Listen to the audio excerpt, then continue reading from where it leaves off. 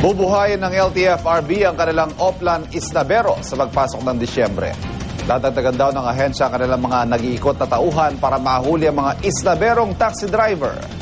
Narito ang unang balita special assignment.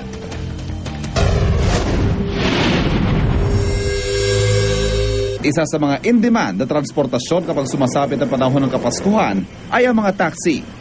Pero para sa mga pasahero, nagiging pahirapan daw ang pagsakay ng taxi kapag ganitong panahon, lalo pat may ilang tsuper na namimili raw ng pasahero. Sobrang hirap sumakay ng taxi kasi may mga taxi rin na snabero. Pag sinabi mo yung lugar na pupuntahan mo tapos medyo out of the way sa kanila, ayun, sabihin nila na ay hindi pwede. Christmas season na nga po, so mahirap po talagang sumakay ng taxi. Kailangan pa i-please mo sila na ganito o na kailangan mo kontratahin yung bayad. Kaya naman bilang paghahanda sa darating na Kapaskuhan, ang Land Transportation Franchising and Regulatory Board o LTFRB paigtingin ang kanilang kampanya sa mga Isnaberong taxi driver. Itong Oplan Isnabero, matagal na itong pinapatupad, no, taon na.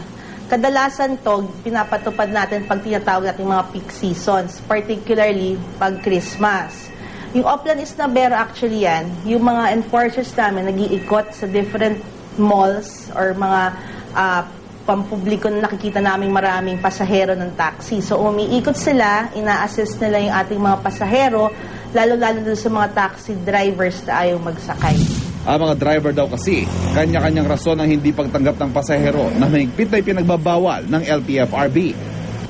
Sasabihin nila malayo, matraffic, ganyan. Pero syempre yung layo, hindi nila pwedeng irason yan dahil wala ngang rotang taxi.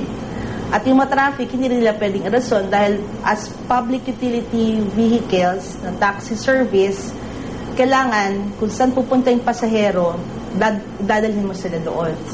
Bagamat may mga nag-iikot ng enforcers ng LTFRB sa mga pampublikong lugar, mas dadami pa raw ito habang papalapit ang Pasko at Bagong Taon. Sakaling mapatunayan na lumalabag ang mga driver sa Oplan Isnabero, maaari itong pagbultahin ng 2,000 pisos sa first offense, 3,000 pisos sa second offense, at 5,000 pisos sa third offense, kasabay ng pagkansela sa prangkisa nito.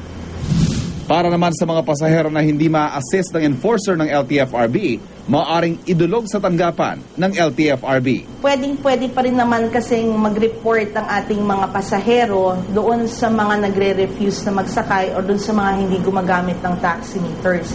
Tatawag lang sila doon sa aming hotline or iti-tweet lang nila doon sa aming Twitter account, pwede na silang magreklamo.